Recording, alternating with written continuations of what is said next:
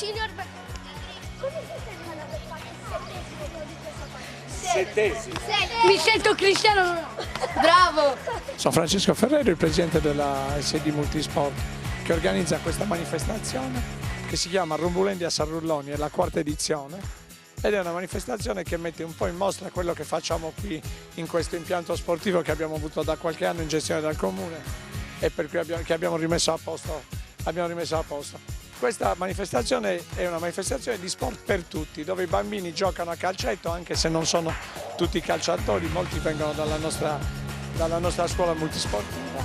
E poi abbiamo fatto anche un 3 contro 3 di basket per amatori e un torneo di tennis sempre per amatori. Il nostro sport, quello che facciamo, è rivolto proprio a tutti, cioè vogliamo far giocare i bambini dai 3 anni. Mi dispiace che adesso i più piccoli siano andati via fino a quando campano, li vogliamo far giocare a qualche cosa e divertire a fare qualche cosa.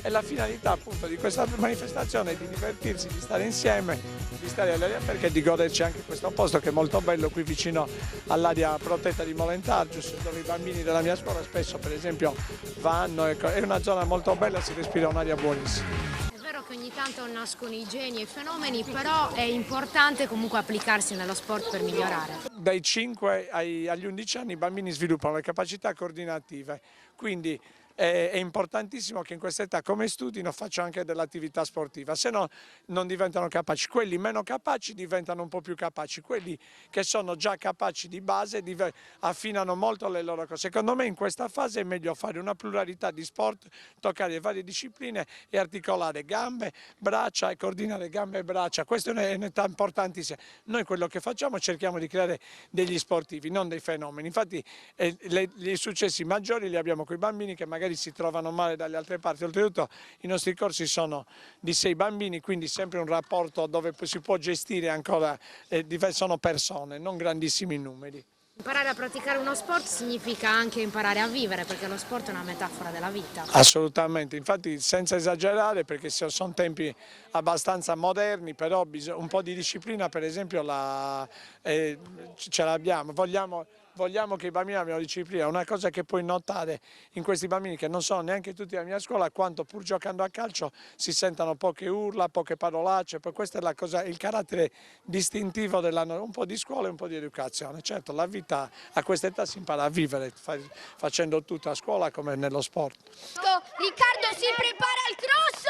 La dà per Riccardo. Palla che esce. Come sta andando questa partita? Per me tutto bene. Angolo c'è Simone. Simone, lo dai in mezzo. Ancora Simone. Attenzione. 25 il primo gol. Fate questo risultato? Secondo me gli altri erano forti anche più di noi, solo che erano tutti in attacco e nessuno stava giocando in difesa, però sono stati molto bravi. Avete fatto molto meglio di loro, secondo me, perché ieri avete anche perso, quindi. Sì, infatti ieri abbiamo perso, Ieri era un riscaldamento. E poi ieri avevamo usato una tattica strana, nel primo tempo ci facevamo subire, poi recuperavamo.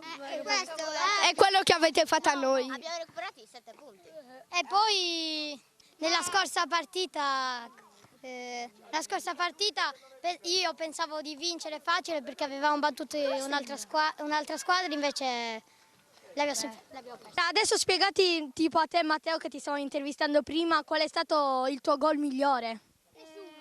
Nessuno, tutti belli, soprattutto quelli quando ho fatto l'assist a Ricky e Ricky ha segnato. E tu Riccardo? Io Tutti come belli. lui, tutto sommato. Tutti belli. Tutti belli, sì. Intervistiamo la Ferita. Ferita, come si sente ad essere ferita? Sono caduto dal muretto. Bene. È caduto dal muretto, Quindi non c'entra in campo? No, in campo Mi hanno tirato la maglia, però anch'io ho tirato. Tutte proteste. Dimmi Francesco, e tu invece gol fatti? sì, 2 o 3, non lo so, 2 o 1.